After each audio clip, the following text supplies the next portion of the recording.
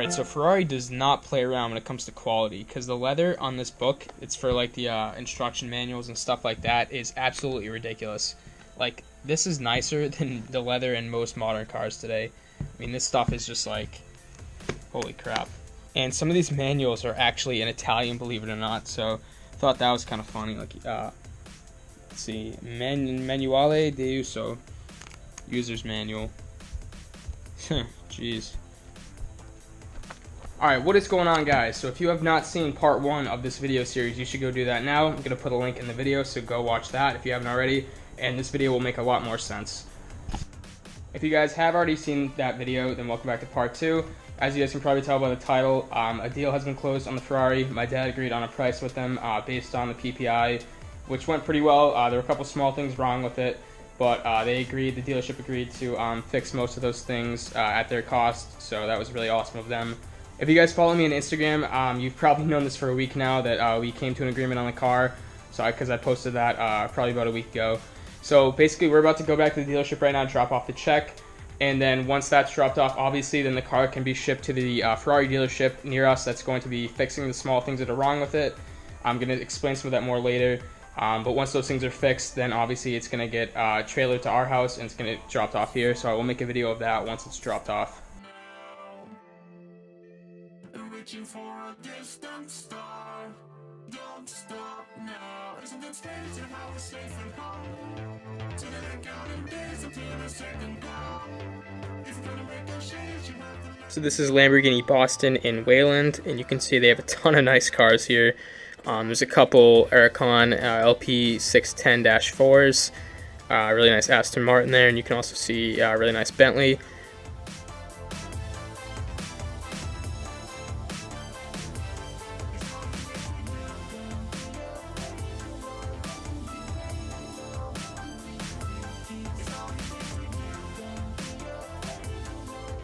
And this is the second car that we looked at towards the end of that first video. They have it out back in the garage, so you know people don't like touch it and mess with it and stuff. Yeah. Yeah. That's why he wanted this over like a 458 or something with the paddles. Those are just gonna go down. Well, yeah. I mean, those are awesome cars. They are, yeah. But yeah, you can buy one of those amply. Exactly, yeah.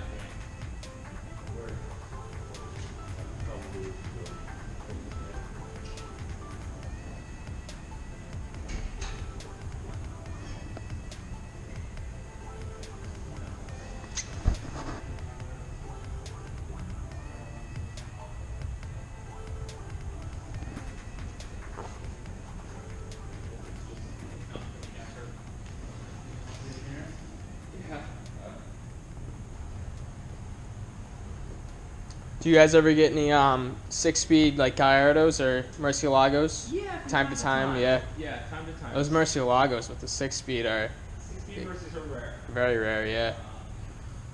Gallardo we'll see from time to time. Mm-hmm. That was the earlier model car. Yeah. Yeah, that's. Mm-hmm. It doesn't. They're tough to find in good shape. Yeah. You know, Gallardo seems to be a little bit more of a car that gets abused for some models. Really? Huh. I don't know why, but so it's tough to find really nice. Mm-hmm. But they're out there. Yeah. And that's what we do every day. Yeah. Trying to find them. Mm-hmm. Do you find that the 6-speed lasts longer than the E-gear usually, if taken good care of?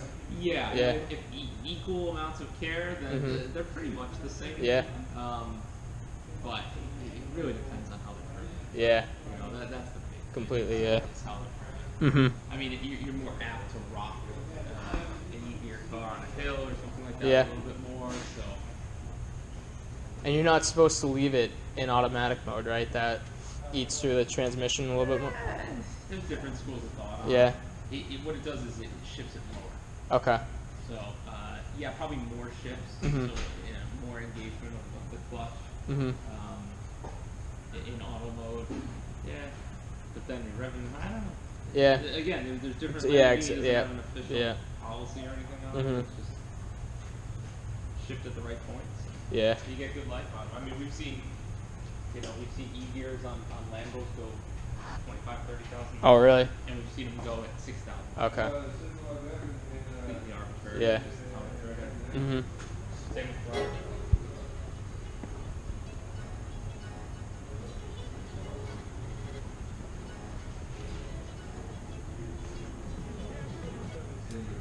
This one's nice. Oh yeah. This one is nice. Yeah, it's a bit of a unicorn with the 6-speed and also the convertible. Yeah, if it was an F1 car, we would want it. No. So the car is a 2006, and it's got about 9,600 miles and some change. And the issues that I mentioned earlier that need to get fixed is it needs a little work on the rear end tie rods, and it also needs a new pump. But aside from that, the car's in really good condition. There's not really anything wrong with the interior. There's a couple small minor imperfections in the exterior that obviously the dealership is going to detail it before it gets to us. So some of those might go away, and then some of those might also, we might be able to remove ourselves.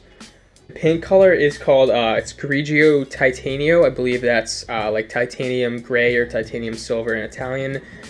I gotta be honest, when we first saw the car online, we really didn't think the color looked all that nice.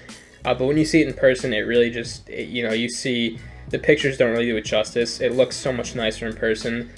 The color scheme was actually custom ordered by the original owner with the gray exterior, interior, and the silver brakes. And my dad is actually, he's thinking about changing the brakes to either yellow or red because we think that would look a lot nicer and the car would just overall pop a lot more. But yeah, I mean, it's the gated 6-speed that really sets this car apart from, different Ferraris. The newer ones, like the 458, the 488 are obviously going to be a lot more refined and a lot faster. But, I mean, man, that gated shifter is just, that thing is so cool in my opinion. And not only was the F430 the last Ferrari made with the gated 6-speed, but only about 10% of the F430s left the factory with that gated 6-speed. So a very rare car, especially to find with the convertible as well. So yeah, I mean, super excited. This car should be probably delivered within a week or two. We're dropping off the check today, and then it's going to go to a dealership that's going to fix the things that I mentioned. And then after that, it's just going to get trucked to our house. Obviously, it's going to be a couple months before it actually gets driven. Probably not until like, March or maybe April, depending on how the weather goes on. So that's it for this video though, guys. Hopefully you're excited about this car. I definitely am. I'm going to be making a lot of videos of it. We're planning some stuff of like this car versus the Ford GT because they're both 2006 and they were kind of competitors back then. So we'll definitely have some cool content on that coming, so stay tuned. Please subscribe if you haven't already. Take care. Have a nice day. Alright, so one last thing, I almost forgot to say this, but I kind of want to include this brief disclaimer, and that is, this car, the Ferrari, is not mine in any way, and this is not like a rant or anything like that. I'm not mad. I just had a couple people actually ask me on Instagram to make a video talking about what I do for a living to afford a Ferrari, so I'm afraid that there might be some kind of a confusion or something, because, I just want to clarify, this car is my dad's. In both the videos, I use the term we a lot. Like, I would say, like, we are going to look at the car, or we didn't really like the color, or, like, we might want to change the brake color, or something like that. And the reason why I say that is because it's a little bit easier to say that than, like, my dad this, my dad that.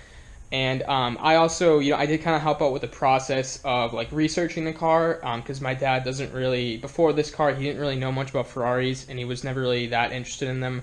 And then he kind of learned more about this car, and he decided that he wanted it. So, like with the forums and researching like common issues with the car and stuff like that, I did help out in that respect. But in terms of ownership, I don't want you guys to get the wrong idea here. This car is not mine. It's not like my parents are buying me a Ferrari or anything like that. It's my dad's. And I just want to be, honest and upfront with you guys about that, because I don't want to send any kind of wrong message here. In my opinion, there's already enough, dishonest people out there on YouTube making videos of cars, talking about things that probably aren't theirs. Not going to name anyone or call anyone out, we're just going to leave it at that, and I think you guys can, pick up what I'm putting down.